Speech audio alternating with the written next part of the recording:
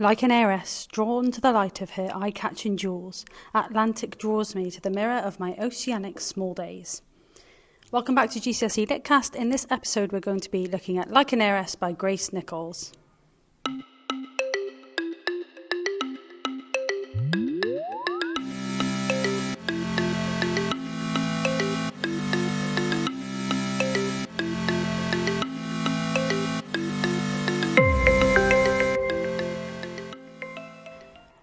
Published in 2020, Like an Heiress is written by Grace Nichols, a Guyanese-British poet, and she explores the tension here between personal nostalgia and global environmental crisis. And this poem really uses a return to a childhood beach as a sort of catalyst for reflecting on human responsibility and ultimately the fate of our planet. So let's have a think about some of the big ideas in this poem. There's this sense of environmental stewardship and guilt. The central theme that's here is kind of the conflict between human comfort and environmental damage.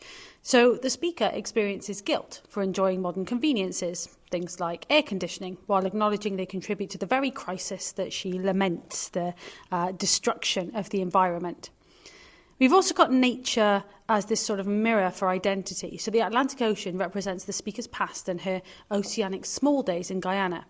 Her identity is deeply kind of tied to this landscape, which makes the destruction and the degradation feel like a personal loss.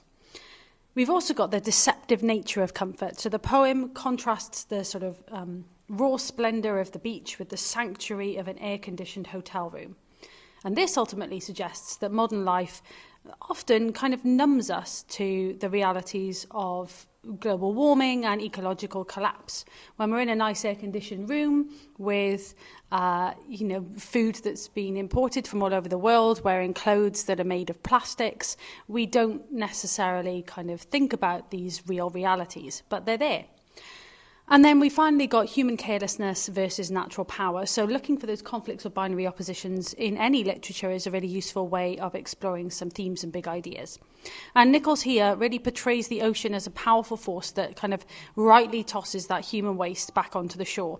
And that suggests that nature is not a kind of passive victim, but is a reactive force, the waves tossing back the waste that we've thrown in. And that really highlights the human neglect there. So let's think about some of the context that kind of led us to this point with Grace Nichols and her poem. So Nichols wrote this during a 1984 visit to her homeland in Guyana, and it was inspired by her return to Georgetown, where she grew up, and it captures the shifts in the environment from her childhood to the late 20th century. In terms of being published, it belongs to the Snapshot Sonnets section of her 2020 collection Passport to Here and There, and that aims to bridge her experiences in both Guyana and England. She's known for poetry that tackles social issues like climate change and identity, and her work often uses vivid imagery to inspire environmental activism and critical thinking. Now, the form of the poem is interesting. Though it has 14 lines like a sonnet, it's actually written in free verse without a strict rhyme scheme. And this is a structural choice. It reflects a move away from that sort of rigid tradition of, a sonnet being kind of a love poem. And it moves towards a sort of more personal, reflective tone. And within this poem, we see lots of contrast, lots of juxtaposition, which is that sort of spatial contrast right next to each other. And the primary technique here is placing that beauty of the far-out gleam of the ocean directly against the rubbish against the seawall. The fact that we've got the beauty of nature and then our destruction of it right next to it. We also have this idea of nostalgia and longing, this deep pull towards the ocean, like an heiress to jewels, which is that desire to return to a simpler time where nature was cleaner and things were more pristine. And we ultimately have a poem of social awareness. So this poem shifts from the kind of singular personal first person pronoun of me to a collective our.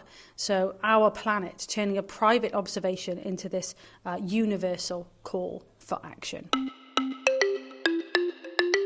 So that's a little bit of an introduction to some of the context and big ideas in the poem Like an Heiress by Grace Nichols. Thank you so much for listening to this episode. Tune in for the next one where we'll explore another poem from the Poetry Anthology, and we'll see you then.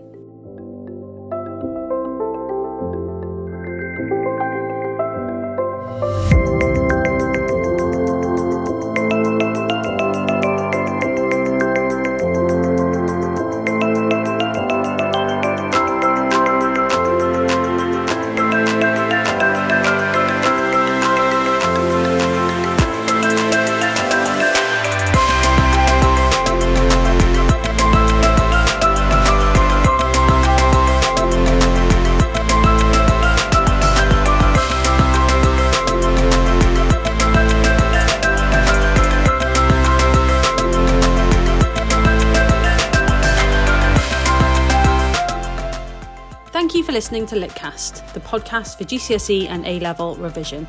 The music that you hear in this episode is called Galaxy and was written by Ixon, and you can find the rest of his music on SoundCloud.